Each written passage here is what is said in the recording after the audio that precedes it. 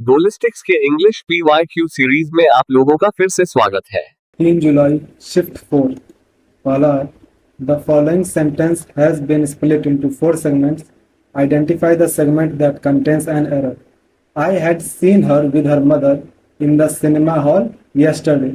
यहाँ पर यस्टरडे की बात की जा रही है, पास्ट की, लेकिन पास्ट से पास्ट की बात नहीं की जा रही। हम हैड प्लस V3 तब यूज करते हैं जब पास्ट के भी पास्ट की बात की जा रही है, यानी सेंटेंस में दूसरा पास्ट भी दिया गया है, लेकिन यहाँ पर कोई दूसरा पास्ट नहीं है, सिंपली यस्टरडे लिखा गया है, इसलिए हम इसे सिंपल पास्ट में रखेंगे। यहाँ हो जाएगा आई सॉ हर, ना कि आई हैड सीन, इसलिए ये सेगमेंट गलत है। Select the option to replace the incorrect word in the following sentence. Chhotu is a bright young child who yearn to go to school but works in his uncle's dhaba. इसमें गलत तुम्हारा लिखा हुआ है यर्न, स्पेलिंग सही है लेकिन इसका वर्ब फॉर्म होना चाहिए V5, क्योंकि ये छोटू के लिए यूज किया जा रहा है, इसलिए छोटू सिंगुलर है तो यंस होगा। यंस मतलब होता है तरसता है, तो वो एक ब्राइट यंग चाइल्ड है लेकिन स्कूल जाने के लिए तरसता है, लेकिन वो अपने अंकल के ढाबा पे काम करता है, यहाँ पे हो जाएगा yearns. Select the most appropriate option to fill in the blank. He blank a long distance. देखो चारों में से कौन सुटेबल है, तो ही रनिंग होगा नहीं, अगर ही रनिंग लगाना होगा तो पहले इज लगाना होगा हमें। ही रन, ही के साथ रन से लगेगा ना कि रन। ही रैन, अगर हम पास्ट में ये बोले वो उसने एक लंबी दौड़ दौड़ी, उसके लिए ही रैन हम यूज कर सकते हैं। इसके अलावा रन, तो रन कोई वर्ड है ही नहीं, रैन होता है, रन का V2, तो इसलिए ये तुम्हारा करेक्ट हो जाएगा।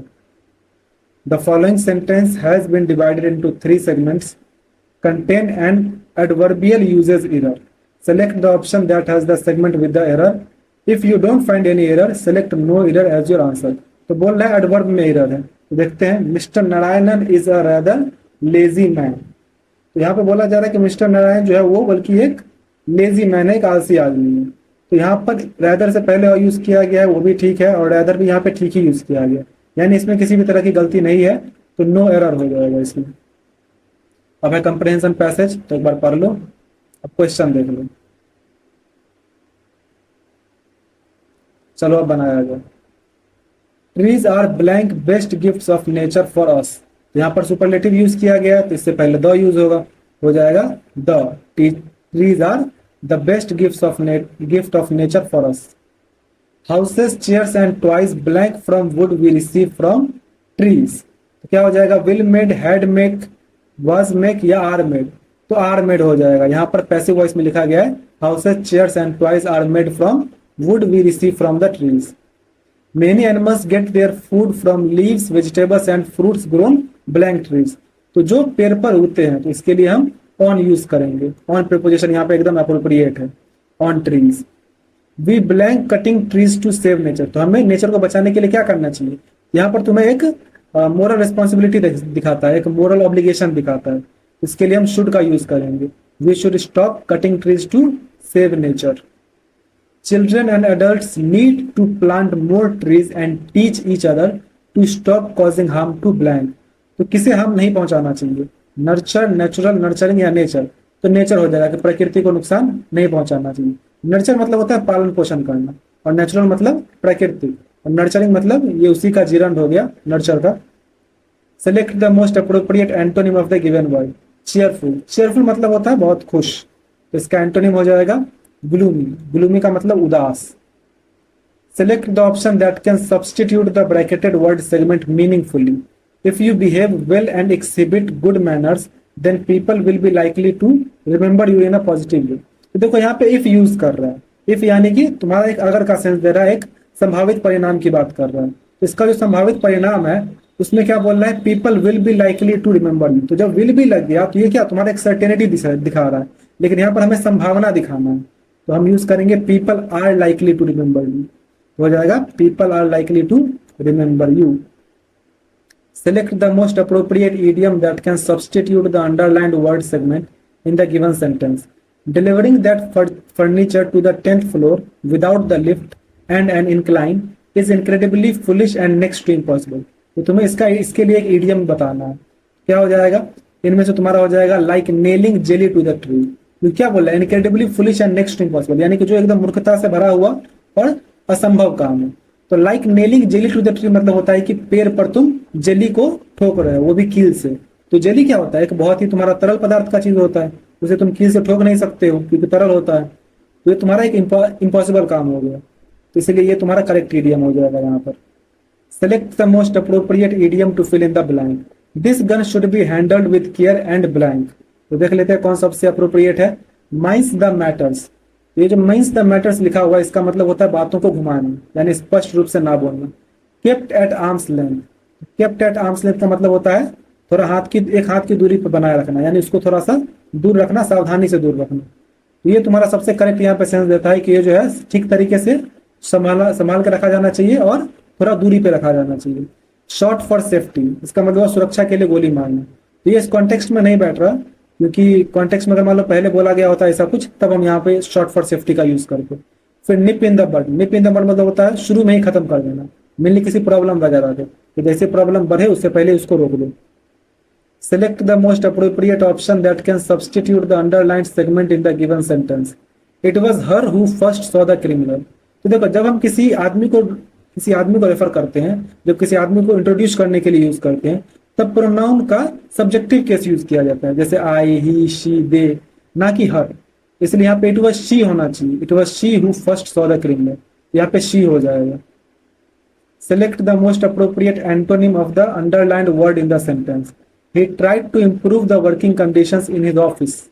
तो improve का यहाँ एंटोनिम बताना है। improve मतलब होता है सुधारना, इसका अपोजिट हो जाएगा spoil। spoil मतलब होता है बिगाड़ना, खराब करना। spatter मतलब होता है छींटे डालना, मेनली किसी तरल पदार्थ का।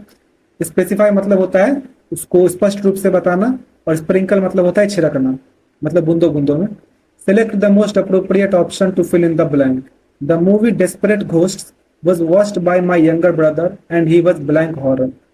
तो ये जो उसके द्वारा, उसके छोटे भाई द्वारा जो मूवी देखा गया डेस्परेट घोस्ट, उसके बाद वो क्या हो सकता है हॉरर से, तो एकदम हॉरर से भरा हुआ। तो क्या हो सकता है, field on, field of, field with या फील्ड ऑफ। तो फील्ड विद हो जाएगा कि वो जो है डर से एकदम भर गया। तो फील्ड ऑफ हम यूज करते हैं जब किसी चीज से भरा हुआ यूज किया जाता है, और इस कॉन्टेक्स्ट में तुम्हारा डर से भरा हुआ बात की जा रही है, तो फील्ड विद फियर हो जाएगा। यहाँ पर ये फील्ड ऑफ जो लिखा हुआ है, अगर फुल ऑफ लिखा होता तो उसका भी हम यूज कर सकते थे, लेकिन यहाँ फील्ड लिखा हुआ है तो ये भी नहीं होगा। Select the incorrectly spelled word. Fulfil सही लिखा हुआ है, एक्नॉलेजमेंट भी सही लिखा हुआ है, अपेरेंट भी सही लिखा हुआ है, conscientious.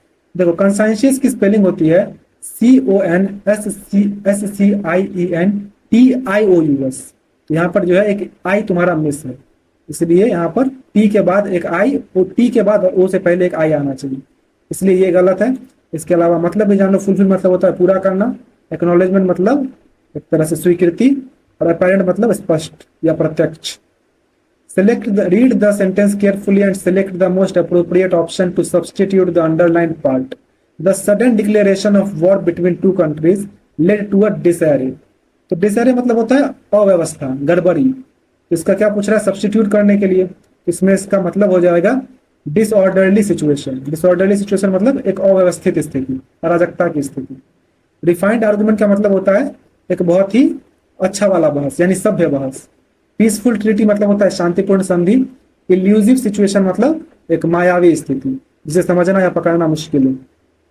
Read the sentence carefully and select the most appropriate option to substitute the underlined part. Greta Thunberg's tirade against environmental degeneration shocked the world readers।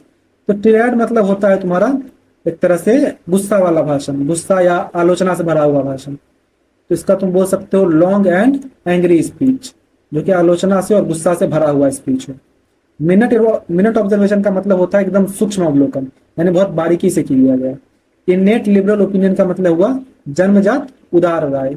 Debatable account का मतलब हुआ विवादास्पद विवरण। Select the most appropriate synonym of the given word. Chest. तो chest का मतलब होता है पवित्र, मेनली तुम्हारा ये सेक्सुअल रूप से पवित्र के लिए यूज किया जाता है, मतलब जनरली भी यूज किया जाता है पर मेनली सेक्सुअली के लिए। तो इसका तुम्हारा सीधा यहाँ पे सिनोनिम हो जाएगा प्योर। प्योर का मतलब भी होता है शुद्ध। करप्ट मतलब हुआ भ्रष्ट। सिलाइड मतलब हुआ मैला, और फ्लैशी का मतलब हुआ दिखावटी, भड़कीला। Select the most appropriate synonym of the word ichor to fill in the blank. तो इकोर मतलब होता है गूंज उठा, इसका सिनोनिम इनमें से हो जाएगा, देखो the thunderous applause blank through the stadium. तो तालियों की बात की जा रही है, तालियों की गड़गड़ाहट की आवाज, तो हो जाएगा रिवर्बरेटेड। रिवर्बरेटेड का मतलब होता है, रिवर्बरेटेड का ही मतलब होता है कि गूंज उठा, मतलब इसको मेनली हम यूज करते हैं जब कोई आवाज जो है वो किसी स्थान पर बार बार टकरा कर गूंजती है। तो यहाँ पर तालियों की आवाज की गूंज की बात की जा रही है, तो इसके लिए भी हम यूज कर सकते हैं। रिकॉइल मतलब होता है पीछे हट गया, मेनली डर की वजह से। फर्स्ट का मतलब हो गया नियमित रूप से धड़कना या धड़क उठा।